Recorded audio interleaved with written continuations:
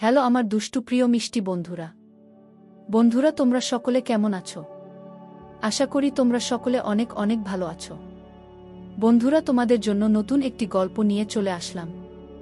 বন্ধুরা গল্পটি শেষ পর্যন্ত দেখলে আপনাদের দাঁড়িয়ে যাবে, আপনারা হাতের কাজ করতে বাধ্য হবেন। চলুন বন্ধুরা কথা না বাড়িয়ে গল্পটি শুরু করি। কোথাও ঘুরতে যাওয়ার ইচ্ছা আছে ইনান? পলক কথা বাড়ানোর চেষ্টায় প্রশ্ন করল। ইনান দুদিকে মাথা নাড়িয়ে না সূচক জবাব দেয়, মুখে কিছু বলে না। হাত আড়াআড়িভাবে ভাঁজ করে ভাবলেশহীন হয়ে সমুদ্র অবলোকন করছে সে। শান্ত সমুদ্র ধীরে ধীরে অশান্ত হয়ে উঠছে। নীরব ঢেউগুলো আওয়াজ তুলে হাঁটুর নিচ অবধি ধাক্কা খাচ্ছে। পলক আরও কয়েকবার চেষ্টা করল, কিন্তু জবাবে ইনানকে মাথা নাড়ানো ছাড়া আর কিছুই করতে না দেখে হতাশ হয়ে পড়ল সে। ইনানের এই নির্বিকারত্ব পলককে পীড়া দেয়া। থেরাপির থেকে ব্রেইন রিফ্রেশ করার জন্যই ইনানকে সমুদ্রের তীরে নিয়ে আসা। সাথে নিজের বন্ধুত্ব প্রগাঢ় করা ছিল আরেকটা উদ্দেশ্য। কিন্তু কাজের কাজ কিছুই হচ্ছে না। ঝিরিঝিরি বৃষ্টি শুরু হয়েছে। সমুদ্রের অবস্থা দেখে মনে হয় না এখানে থাকা আর উচিত হবে। পলক ইনানকে চলে যাওয়ার জন্য বলার আগেই ইনান বলে উঠে, জেফিল। পলক কিঞ্চিত বিরক্ত হয়। জেফিল নামের কেউ নেই, এটা তুমি বিশ্বাস করছো না কেন? কিছুটা কঠিন গলায় বলে ইনানের দিকে তাকায় সে। ইনান অন্যদিকে তাকিয়ে আছে এখন অবাক চোখে। চোখের কোলে জল চিকচিক করছে। ওই তো জেফিল, তোমার ভ্রম। পলক সেই দিকে একবার তাকিয়ে নিরাশ গলায় বলল, না, একদমই না। ইনানের গলা অস্থির, ছটফটানো। ওই যে আমি জেফিলকে দেখেছি, ওই যে উনি। এই বলে ইনান ছুটতে আরম্ভ করে সমুদ্রের কিনার ঘেঁষে। পলক পিছু পিছু ছুটে। ইনান, যেও না ইনান, ওয়েট। ইনান পলকের কথা শুনল না। বড় ঢেউগুলো ভেঙে পড়ছে ইনানের হাঁটুতে। ভারী বর্ষণের ধারা নেমে এসেছে ধরণীতে। সাদা গাউন ভিজে ইনানের পায়ে ব্যাঘাত সৃষ্টি করছে দৌড়ানোর জন্য। কিন্তু ইনান থেমে থাকেনি। জেফিল, জেফিল বলে চিৎকার করতে করতে নিজের সমস্তটা দিয়ে দৌড়াচ্ছে। পলক ইনানকের হাত ধরে হেঁচকা টান দিল। হাঁপাতে হাঁপাতে বলল, পাগল হয়ে গেছ তুমি? দেখছো আকাশের অবস্থা ভালো না, তার উপর তোমার পাগলামি। চলো এক্ষুনি জেফিল। ইনান পলককে ধাক্কা মেরে সরিয়ে দেয়। ইনানের চুল, গাল বেয়ে টুপটুপ করে বৃষ্টির পানি পড়ছে। সে চিৎকার করে বলল, ওই যে জেফিল, আপনি দেখছেন না? উনি আমাকে ডাকছেন। আপনি চলে যান প্লিজ, প্লিজ পলক। এই বলে আবার ছুটতে শুরু করল। পলকও থেমে থাকে না। ঢেউ মারিয়ে ইনানের পিছু নেয়। ঠিক তখনই ইনান যেদিকে যাচ্ছে সেই দিকেই একটা অবয়ব অস্পষ্টভাবে দেখতে পেল সে।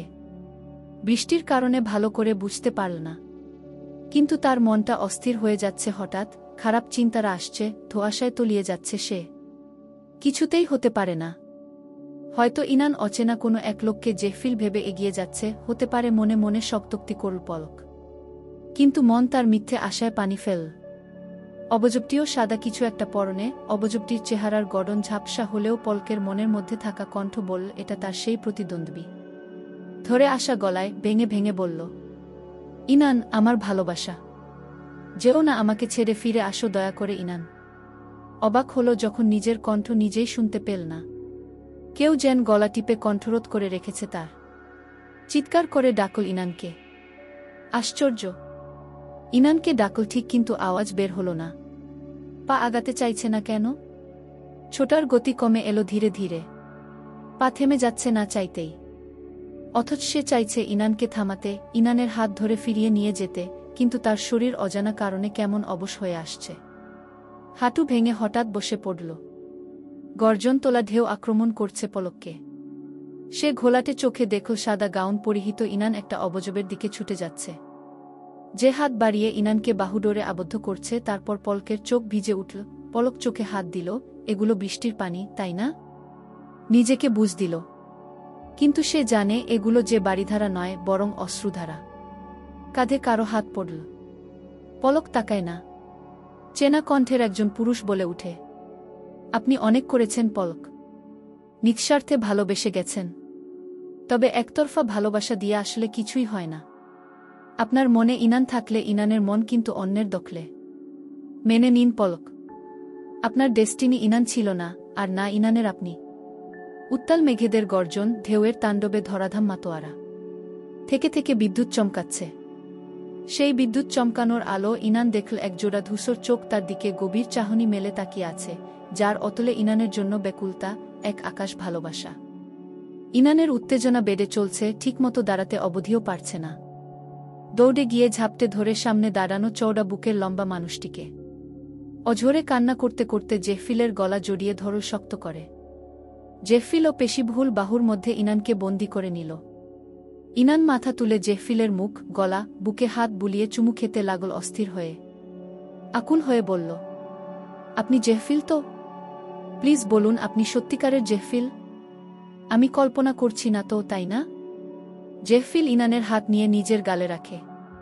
প্রায় বহুমাস পর ইনানের কর্ণকুহরে তার স্বপ্ন পুরুষের ভরাট, হাস্কি কণ্ঠস্বর মধুর মতো প্রবেশ করে। বাটারফ্লাই। ইনান নিশ্চল হয়ে যায় যেন। শরীরের ভার ছেড়ে দেয়। চোখ আবারও টলমল করে উঠে। জেফিল ইনানের কোমর তুলে নিজের সাথে মিশিয়ে ধরল এক হাতে, আরেক হাত ইনানের গলার পেছনে নিয়ে কোমলভাবে ধরল। জেফিলের চুলগুলো ভিজে কপালের সাথে লেপ্টে আছে। ইনানের কপালে গভীর চুমু খায় জেফিল। চোখ বন্ধ করে নেয় ইনান। সে নিজেকে বিশ্বাস করতে পারছে না, তার এতদিনের কল্পনা যে আসলেই বাস্তবে রূপ নিবে তার ধারণাতেই ছিল না। আচ্ছা, তার হ্যালুসিনেশন হচ্ছে না তো? নিজের সাথে একা একা কথা বলছে না তো? জেফিলের গালে থাকা দুর্বল হাত নিয়ে জেফিলের ঠোঁটে রাখল। থেমে থেমে বলল, আপনি আমার ভ্রম। আমি কল্পনা করছি আপনাকে আমার পার্সোনালিটির মধ্যে। আর কিছু বলার আগেই ইনানের পেলব ঠোঁট দখল করে নিল জেফিল, উগ্র কিন্তু কোমলভাবে। ইনান থামায় না জেফিলকে। হোক কল্পনা, সে এই মুহূর্তটা হারাতে চায় না। পরে যদি জেফিল আর না আসে? জেফিলের স্পর্শ গাঢ়ভাবে রূপ নিচ্ছে। ছন্নছাড়া হয়ে যাচ্ছে সে। বৃষ্টি ও জেফিলের গাঢ় চুম্বনের কারণে ইনানের নিঃশ্বাস নিতে কষ্ট হচ্ছিল। সে জেফিলের বুকে হাত রেখে ছুটতে চাইলে জেফিল হাত মুড়ে পেছনে চেপে ধরে। ইনানের নিঃশ্বাস নেয়ার জন্য মিনি সেকেন্ড সময় দিয়ে সাথে সাথেই আবার ইনানের ওষ্ঠাধর আয়ত্ত করে নেয় সে। বহু সময় পর ইনানকে ছাড়ল সে। ইনান বড় করে নিঃশ্বাস নিচ্ছিল, কিন্তু জেফিলকে কিচ্ছুটি বলল না, তার চোখে মুখে তৃপ্তির ঝলক। জেফিল তার কল্পনা না, সত্যি। জেফিল তাহলে সত্যিই তার চোখের সামনে। খুশিতে ঝলমল করে ওঠে তার চেহারা। জেফিল এতদিন কোথায় ছিল, কি হয়েছিল কিচ্ছু জানতে চায় না সে শুধু এই মুহূর্তটাকে স্বর্গীয় করে রাখতে চায়। জেফিল ইনানের কপালে কপাল ঠেকায়। ঠিক কতটা দিন পর সে বাটারফ্লাইকে দেখছে সে? 2-5-3 দিন 1-8 ঘন্টা 2-0 মিনিট। যেই জেফিল একটা সেকেন্ড তার বাটারফ্লাইকে ছাড়া থাকতে পারত না, এতদিন তাকে তার অসাবধানতার কারণে দূরে থাকতে হয়েছে। মন মোচ দিয়ে উঠল। সে যদি সেদিন বাটারফ্লাইকে নিয়ে না বের হতো তাহলে এসব দিন দেখা লাগত না। তার প্রিয় একটা জায়গায় বাটারফ্লাইয়ের সাথে সময় কাটানোর জন্য সেদিনই কেন বেছে নিতে হয়েছিল তাকে? সেদিনই কেন তাকে ডেটে যেতে হলো? যার ফলাফল সাদা বিছানায় ক্যানোলা হাতে কাতরাতে কাতরাতে দিনরাত পার করতে হচ্ছিল। শরীরের ব্যথায় না, মনের ব্যথায়। তার সহজ সরল বাটারফ্লাই একা একা কিভাবে ভুতুড়ে অট্টালিকায় থাকছে, রাতে কিভাবে ঘুমাচ্ছে, এসব ভেবে ভেবে তার শরীরের অবস্থা আরও খারাপ হয়ে গিয়েছিল। যখন জানল ইনান জেফিলকে কল্পনা করে দিন কাটাচ্ছে, তখন জেফিলের খরা হৃদয়ে যেন এক পশলা বৃষ্টি নামল। ইনান জেফিলকে কল্পনা করছে, তার মানে ইনানের ভালোবাসা উদ্ভ্রান্তের পর্যায়ে চলে গেছে। সে যেমনভাবে ইনানকে ভালোবাসে ঠিক তেমনভাবে তাকেও ভালোবাসবে, এই একটা ক্ষীণ আশা জেফিলের মনে ছিল। প্রতিদিন ঘুম থেকে উঠে ইনানের মুখশ্রীতে অপলক দৃষ্টিতে তাকিয়ে শুধু ভাবত, আসলেই কি মনপ্রাণ দিয়ে ইনান তাকে ভালোবাসবে, বেসেছে। তাও হিতাহিত গান হারিয়ে পাগলের মতো।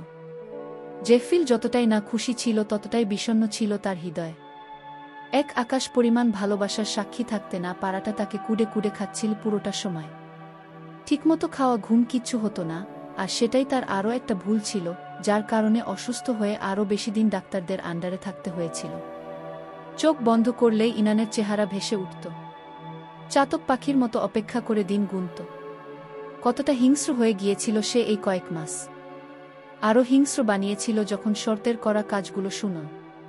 নিজেকে কাপুরুষ এবং অথর্ব মনে হতে থাকল। তারপর মন শীতল করা খবরটা কানে এলো। ইনান শর্তকে মেরেছে, কুপিয়ে ছিন্নভিন্ন করে। এই না হলে বাঘের বউ তার শান্তশিষ্ট বাটারফ্লাইয়ের অশান্ত রূপ। জেফিল কাতর গলায় বলল, ইট ওয়াজ সো টাফ বাটারফ্লাই। তোমাকে ছাড়া থাকা যেন মৃত্যুসম ছিল। প্রতিটা দিন, প্রতিটা মুহূর্ত আমি যে কত ছটফট করেছি কবে তোমাকে চোখে দেখতে পাবো। You have no idea butterfly. I was so mad at me. আপনিও জানেন না জেফিল, আমিও যে পাগল হয়ে গেছিলাম। যখন সবাই বলেছিল আপনি নেই, আমার যে কি করতে ইচ্ছে করছিল সবাইকে মেরে দিতে। আপনাকে আমি এতটাই কল্পনা করতাম যে আমার পার্সোনালিটি ডিসঅর্ডার হয়েছিল। আই নো বেবি গার্ল, সব জানি। এসব নিয়ে চিন্তা করবে না আর। এসব পাস্ট। বর্তমান এবং ভবিষ্যৎ নিয়ে ভাববে। ইনান আশ্চর্যান্বিত হয়ে বলে, আপনি জানেন? তার মানে কি আপনি সবসময় আমার কাছেই ছিলেন? লুকিয়ে? দুর্ভাগ্যবশত না। আমি যদি তোমার কাছেই থাকতাম তাহলে লুকিয়ে থাকতাম না। ওই শর্তের মতো জানোয়ার তোমার কাছে আসার আগেই রাস্তায় ওর লাশ গড়ার দিকে তো। বাট আমার ব্যর্থতা, আমি ওই বাস্টার্ডকে নিজ হাতে মারতে পারিনি। জেফিলের কণ্ঠে আগুন ঝরে পড়ছে, চোখে ধিক ধিক করছে আগুনের হোলকা। নিজেকে ধাতস্থ করে বড় শ্বাস নিয়ে বলল, তোমার থেকে দূরে থাকলেও তোমার প্রতিদিনের আপডেট আমার কাছে চলে যেত। ইনান আর প্রশ্ন করল না, শুধু ব্যস্ত হয়ে বলল, জেফিল, আপনি আমাকে ছেড়ে আর কখনো যাবেন না তো, তাই না? ইনানের চোখের পানি মুছে দিয়ে ইনানের লাল হয়ে ফুলে থাকা ঠোঁটে ছোট্ট চুমু খেল। Never ever. You are mine. আমি আমার জিনিসকে কখনো হাতছাড়া করি না। আমার অসতর্কতার কারণেই তোমাকে দূরে থাকতে হয়েছে। আমার হাতছাড়া হয়ে গিয়েছিলে তুমি। তার জন্য আম রিয়েলি সরি। কিন্তু আর না। তুমি আমার চোখের আড়ালেও যাতে না যেতে পারো তার সব ব্যবস্থা আমি করে রাখব। I promise. ইনান হেসে জেফিলের গালে চুমু খায়, বুকে মাথা রেখে বলল, আমিই তো যাব না আপনার চোখের সামনে থেকে। আপনিও গেলে খবর করে ছাড়ব।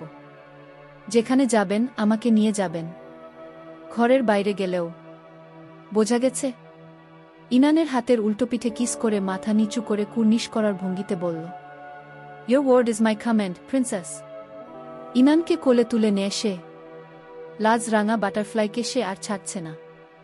ইনানকে বুকে নিয়ে ঘুমানো হয় না অনেক দিন। ইনানকে রান্না করিয়ে নিজ হাতে খাওয়ানো হয়নি অনেক দিন। ইনানকে শাসন করা, ভালোবাসা হয়নি আজ অনেক অনেক দিন। নির্ধারিত রিসোর্টে গিয়ে ইনানকে তার রুমে নিয়ে এলো। ইনানের মনে প্রশ্ন অনেক, কিন্তু জিজ্ঞেস করতে ইচ্ছে করছে না কিছুই। রুমটা খুব সুন্দর করে ডেকোরেশন করা, সোনালি রঙের মৃদু আলো আলোকিত। ফ্লোরে আর বিছানায় গোলাপের পাপড়ি। মিষ্টি সুবাসে মোমো করছে চারিদিক, সাথে বাইরের হিম বাতাস এবং বজ্রপাতের গগনবিদারী আওয়াজ। কাকভেজা ইনানকে বিছানায় সামনে দাঁড় করিয়ে দেয়। সাদা গাউন ভেদ করে ইনানের ধনুকের মতো বাঁকানো দেহের প্রতিটি ভাঁজ স্পষ্ট হয়ে গিয়েছিল। এত মোহনীয় লাগছিল ইনানকে।